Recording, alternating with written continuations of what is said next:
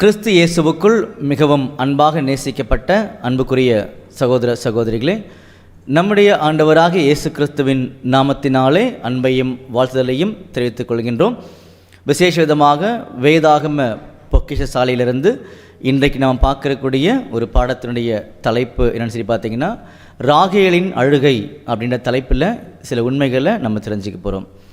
இதுக்கு ஆதாரமாக எடுத்துக்கொண்ட வசனம் எங்கே இருக்குன்னு சொல்லி பார்த்தீங்கன்னா, மத்தேயுல 2ஆம் அதிகாரத்தில் 17ஆம் வசனம் வாசிக்கும் பொழுது, புலம்பலும் அழுகையும் மிகுந்த துக்கம் கொண்டாடலுமாகிய கூக்குரல் ராமாவிலே கேட்கப்பட்டது.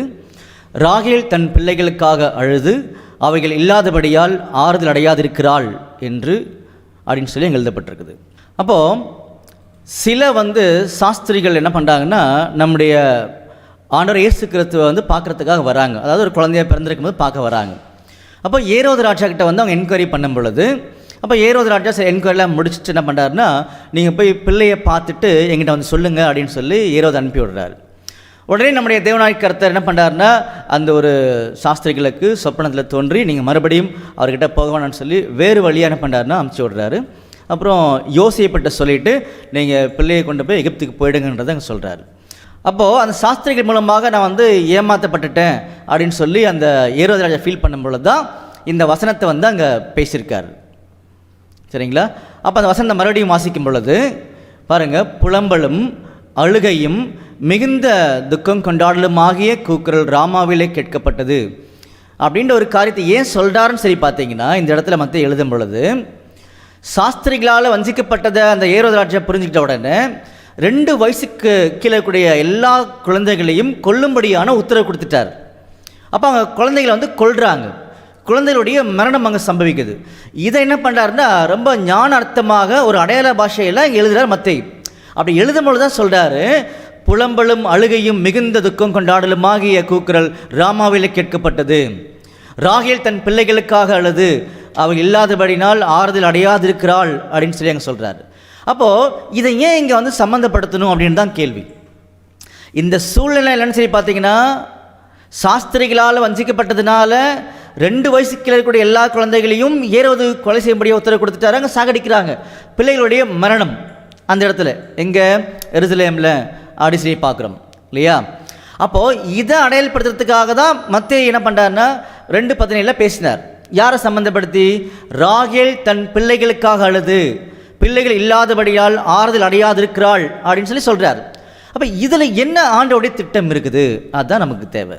ஏன்னா நம்முடைய வேத வசனத்துக்குள்ளாக, அதாவது நம்முடைய ஆண்டவர் கொடுத்த ஒவ்வொரு வார்த்தைக்குள்ளாகவும் ஆண்டவருடைய தெய்வீகமான திட்டம் உள்ள இருக்குது. அப்போ இந்த கோணத்தில் தான் வேதாகமத்தை நம்ம அணுகணும். அப்போ நம்முடைய எண்ணங்களுக்கு ஏற்றபடி வேதாகமத்தை அணுக ஆரம்பித்தோம் அப்படின்னா நம்ம கடைசி வரைக்கும் ஆண்டவரை நேசிக்கக்கூடிய பிள்ளைகளாக இருக்க முடியாது. அப்போ அதுக்கு ரொம்ப முக்கியமான உதாரணம் தான் இந்த வசனம். அப்போ நமக்கு எல்லாருக்கும் நல்லாவே தெரியும், எரேமியா இதே மாதிரி தான் அங்கே சொன்னார்ன்றதை. எங்கே சொன்னார் பாருங்கள், எரேமியாவில் 31ஆம் அதிகாரத்தில் 15ஆம் வசனம் வாசிக்கும் பொழுது, ராமாவிலே புலம்பலும் கசப்பான அழுகையுமாகிய கூக்குரல் கேட்கப்பட்டது. ராகேல் தன் பிள்ளைகளுக்காக அழுது தன் பிள்ளைகள் இல்லாதபடியால் அவைகளின் நிமித்தம் ஆறுதல் அடையாதிருக்கிறாள் என்று கர்த்தர் சொல்லுகிறார் அப்படின்னு சொல்லி அங்கே எரேமியா எழுதியிருந்தார். அப்போ நல்லா கவனிங்க, இந்த இடத்துல ராகேல் அழுகுறாங்களா, பிள்ளைகள் இல்லையாம் அப்படின்னு சொல்லி இங்கே சொல்கிறாரு. அதனால் அந்த அம்மா ஆறுதல் அடையாமல் இருக்கிறாங்கன்றார். ஆனால் மத்தேயுல படிக்கும் பொழுது குழந்தைகளுடைய மரணம். இங்கே என்னது? இந்த இடத்துல அதாவது எரேமியாவில் என்ன சம்பவம்னு சொல்லி பார்த்தீங்கன்னா, தேசம் பிடிக்கப்பட்டுச்சு, ஜனங்கள் அடிமையாக போயிட்டாங்க அப்படின்றதான் சம்பவம். ஆனால் அது ஏன் ராகேலுக்கு ஒப்பிட்டு பேசினார் அப்படின்னு ஒரு கேள்வி வரும் பொழுது தான் நல்லா கவனிச்சுக்கோங்க. இஸ்ரேல் ஒரு தேசம் இருக்கு இல்லையா, அந்த தேசத்தினுடைய பெயர் எப்படி வந்துச்சுன்னு சொல்லி பார்த்தீங்கன்னா, யாக்கோபுடைய பெயர் தான் இஸ்ரேல்.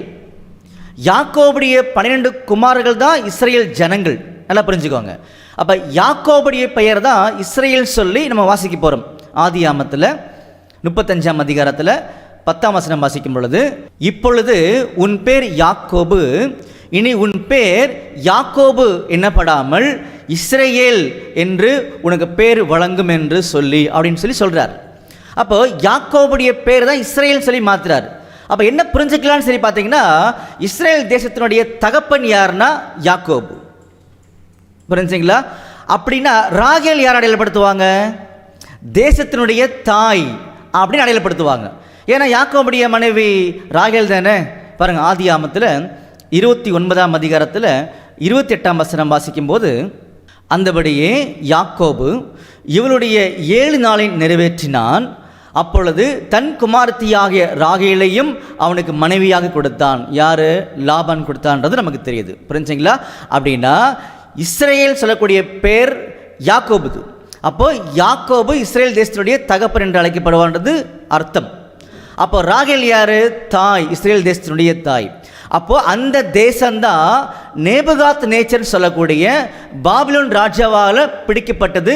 ஜனங்கள் அடிமையாக கொண்டு செல்லப்பட்டார்கள். அதனால தான் பிடிச்ச ஜனங்களை ராமாவில் கொண்டு போய் அவங்க உபத்திரப்படுத்தி துன்பப்படுத்தி அடிமைகளாக சிறையிருப்பின் கைதிகளாக வச்சுருந்தாங்க. பாருங்கள், எரேமியாவில் 40ஆம் அதிகாரத்தில் 1ஆம் வசனம் வாசிக்கும் பொழுது இது நம்மளுக்கு புரிய ஆரம்பிக்கும்.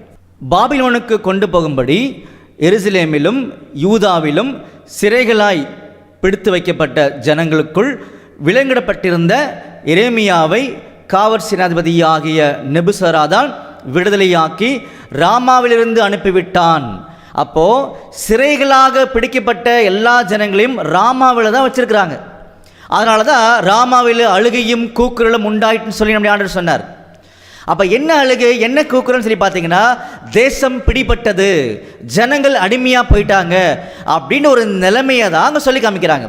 அதனால தான் ராகேல் தன் பிள்ளைகளுக்காக அழுது. அப்போது ராகேல் பிள்ளைகளுக்காக அழுகிறாங்கன்னு சொல்லும் பொழுது, ராகேல் யார்? எருசலேம், இஸ்ரேல் தேசத்தினுடைய தாய் அப்படின்னு சொல்லி கவனிக்கிறோம் இல்லையா?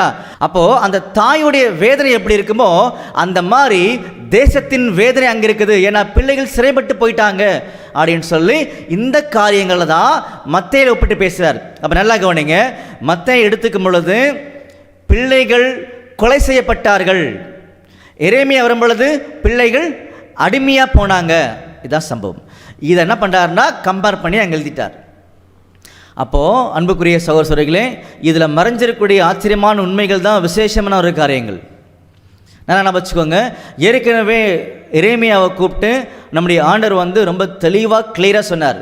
தேசம் பிடிக்கப்படும், ஜனங்கள் அடிமைகளாக போயிடுவாங்க, இதே மாதிரி அழுகையும் கூக்களும் உண்டாயிருக்கும் எல்லாம் சொன்னார்.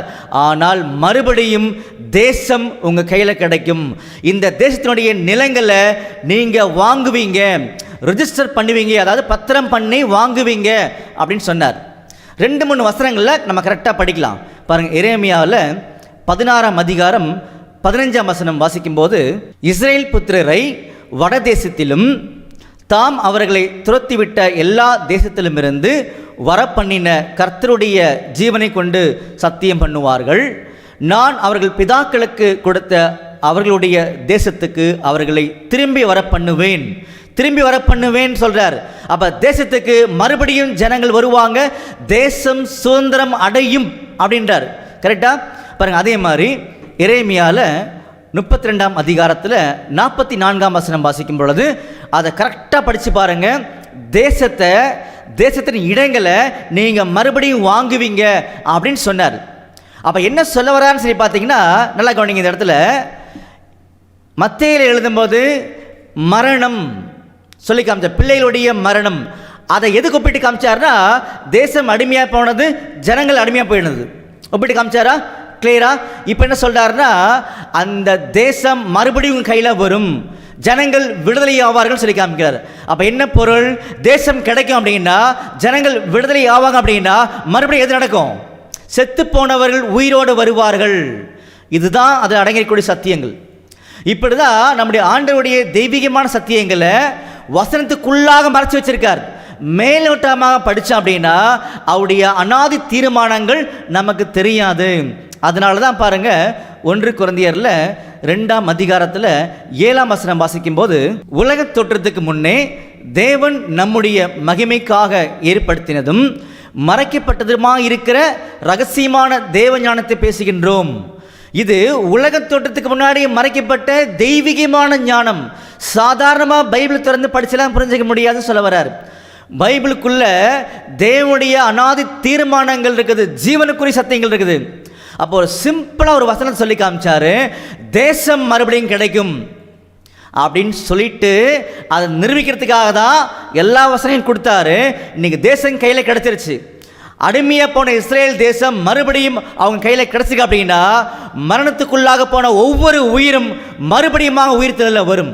அப்படிப்பட்ட முக்கியமான நம்பிக்கையை நம்முடைய ஆண்டவர் மத்தேயு 2ஆம் அதிகாரம் 17ஆம் வசனத்துக்குள்ளாக மறைச்சு வச்சிருக்கார்.